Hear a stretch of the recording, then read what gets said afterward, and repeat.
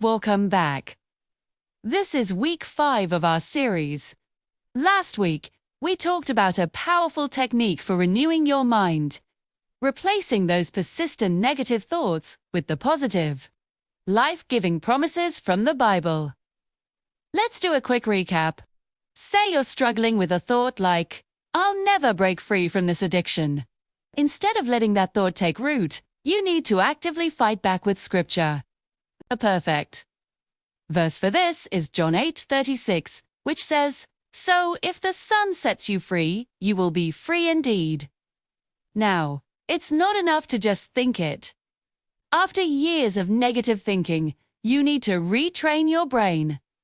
The key is to say this verse out loud, several times a day, for at least 21 days. Why out loud? It's simple.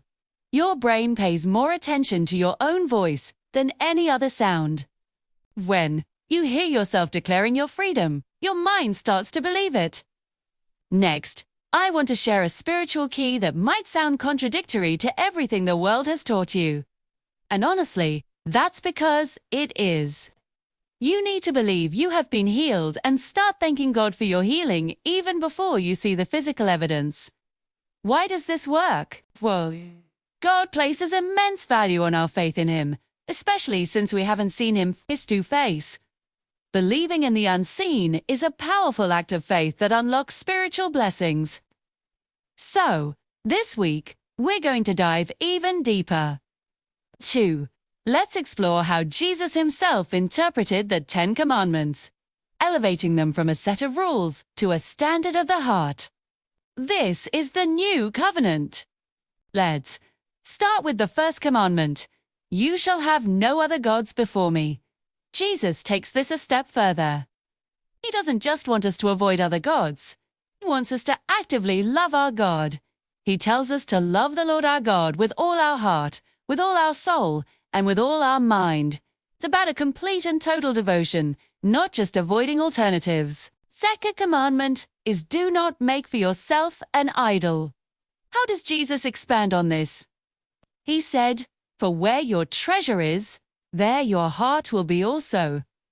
He warns us about the idol of money. It's so easy to get caught up in chasing wealth because it offers a false sense of security. It can lead us to seek pleasure and comfort in material things, pulling our focus away from seeking God, who's our only true security and source of joy. Next up, you shall not take the name of the Lord your God in vain. Jesus' teaching on this is profound.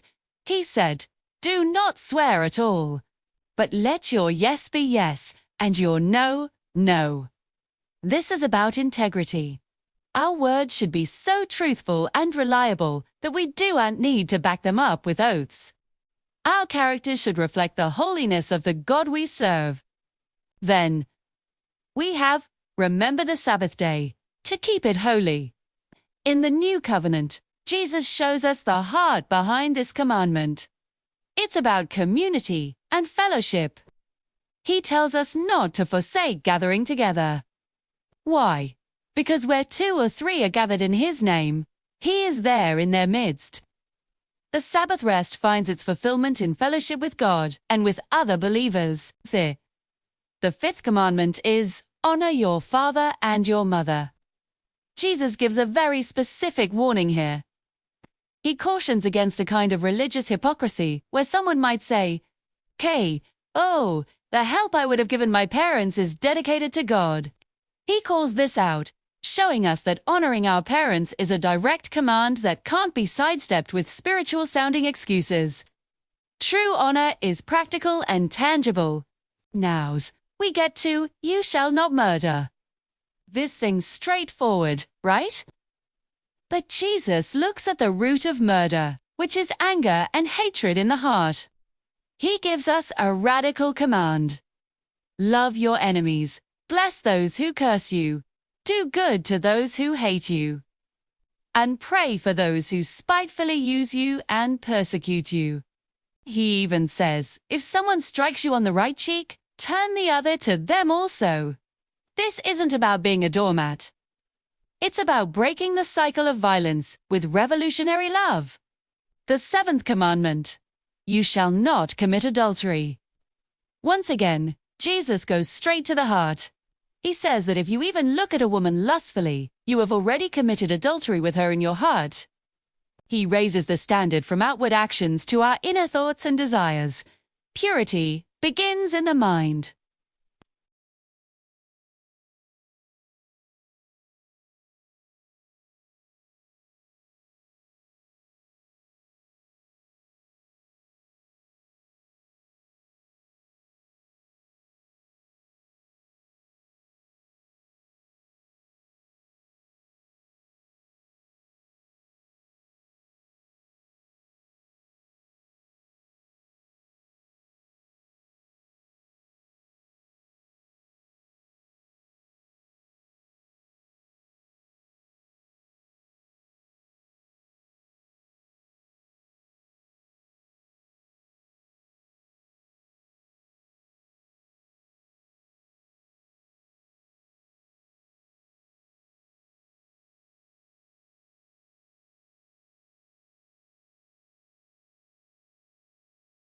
Love is the fulfillment of the law.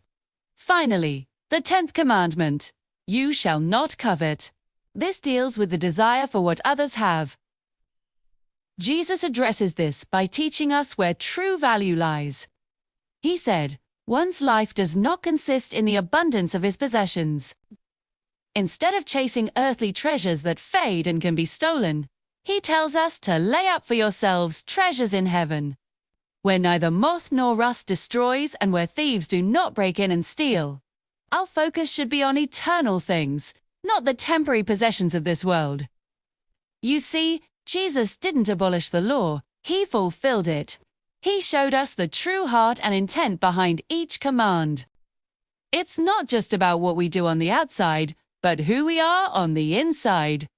It's about a heart transformed by love for God and love for others. Thank you so much for joining me for week 5. I hope this deep dive into the new covenant perspective has been as eye-opening for you as it is for me. Take some time this week to reflect on one of these commandments and how Jesus' teaching changes the way you approach it. Don't forget to like this video, subscribe for more, and hit that notification bell so you don't miss week 6. See you next time.